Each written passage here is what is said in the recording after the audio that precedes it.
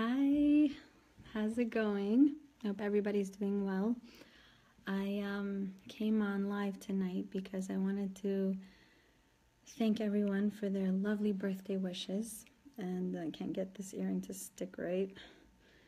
And anyway, so since it's my birthday, I had a lot of reflection to think about the last year and compare last year to this year.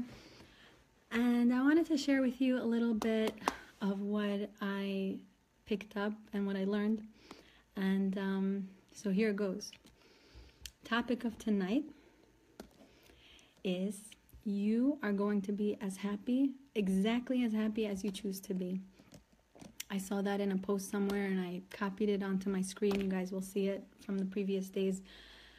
And the reason I say this is because for many years, as long as I can remember, my birthday, I don't know a lot of you if you know this, but my birthday has always been a day of contention for me. I was always looking at this day with like aggravated feelings of ominous, like, ugh, you know, because it was never how I wanted it. It was never really how, I don't know if any of you feel this way ever, but like disappointed was a word I think I used a lot for my birthday in the past. And poor my husband and poor my children, they had to live through that, you know. And I was always very righteous about it because, you know, no one was able to please me. I was a victim. I wanted certain things and I didn't even know what I wanted. But the truth was, it was never enough. And it wasn't a lot. I don't know, like my husband grew up differently and I grew up differently. We had different ideas of what a birthday should look like, right? It's the way I spoke about in one of the videos, the love languages. His love language didn't match mine. Anyway, so this is the first year I've really like just embraced my happiness and realized it's true, you will be exactly as happy as you choose to be. It does not matter if you're stuck on the road for 3 hours, which I was today, by the way. That was pretty crazy experience. And it doesn't matter if anything goes wrong. You can choose to be happy in that moment, or you can choose to take it as a miserable experience. So how can we apply this? And I want to help everyone understand how I've been able to apply this. I actually went to a seminar training today about health coaching. So that was really awesome. And one of the things this Dr. Anderson was talking about was stop, challenge, choose. So we can all use this for ourselves. Okay. I'm going to draw a diagram and I'm going to help you guys see what I'm about to do. When we have a stimulus, okay, this is the diagram. When we have a stimulus, let's say something bad. We don't like something happened that was bad, right? Somebody yelled at us or it was like a bad situation. So the stimulus has 3 steps. So we have the first layer, the second layer, and the third layer. And the top layer, that's your thinking brain. In the second layer, that's your emotional brain. And in the last layer is your reptile brain. It's like a lizard, okay?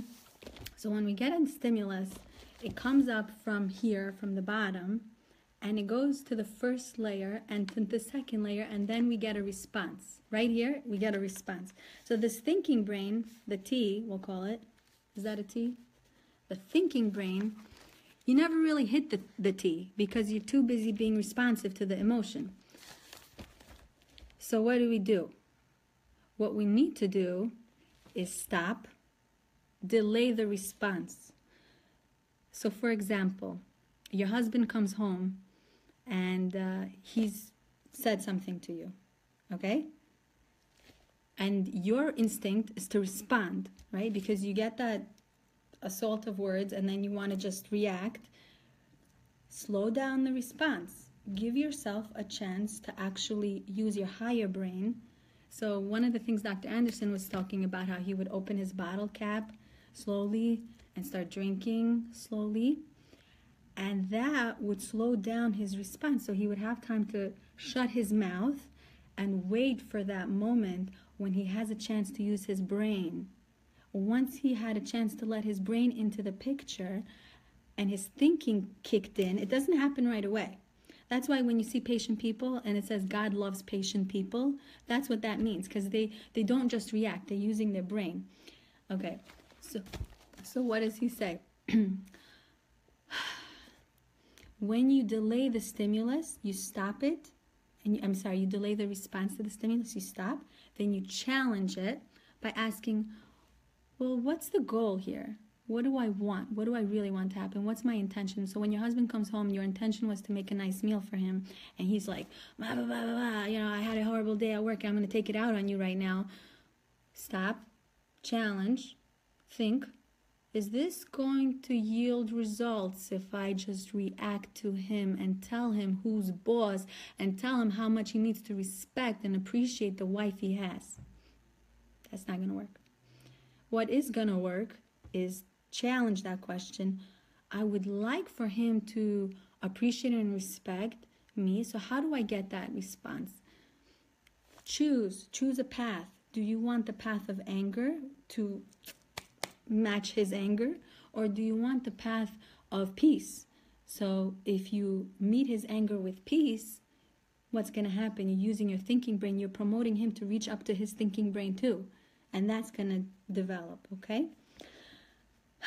So the reason why I share this with you is because lately I have found that my thinking brain actually works. It took me time to find it somewhere in here because I was too busy using this part, which is closely related to my emotional state, and it works extremely well very specific times of the month when there's PMSing going on. You know what I'm talking about, ladies. Okay? So my wish for you on this birthday is to not only be as happy as you choose to be, but find the highest degree of happiness that you want for yourself and pursue that with all your energy. And whatever good advice you get, whatever thing you have, the way to solidify it is to share it. Just like I have learned from my experiences and I'm sharing it with you, the way I'm growing, I'm sharing it with you to make it real for me. If you gain something and you want to solidify it, share it, because you know what happens? You understand it better.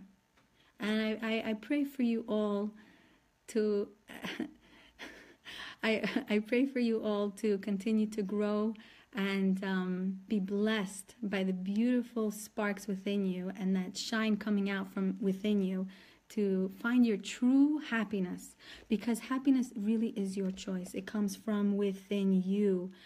If you block your own happiness with your pride and say, you know what? How could you be going to shul on my birthday? Shouldn't we be going out and having more dessert? Why am I doing Facebook Live right now instead of out with you? I could say that, right? But when he tells me, you know, I really want to go learn, I could say, I could be my old self and be hurt, offended, like I know how I used to be, okay? Or I could say, you know what, you do you, without anger, without hate, and just accept the fact that I can't change you, but I can appreciate what we have. We're two separate people. We're trying to live together and have our own identity. And when we learn to grow together, but at the same time grow separately, stronger, we will be at peace. Meaning I'm not pushing him in my direction and he's not pushing me in his direction, but we are meeting each other halfway. We're walking towards each other halfway. That's this. That's the peace. I just made that up, but that came to me pretty good, right? That's the peace sign. Anyway, I think I exhausted my conversation for tonight, and I'm glad you all shared my moment with me. It's my birthday for like another hour, so thank you for sharing this day with me. And I love you all. Have a wonderful, blessed night. And know your power, because it's really very powerful. Bye.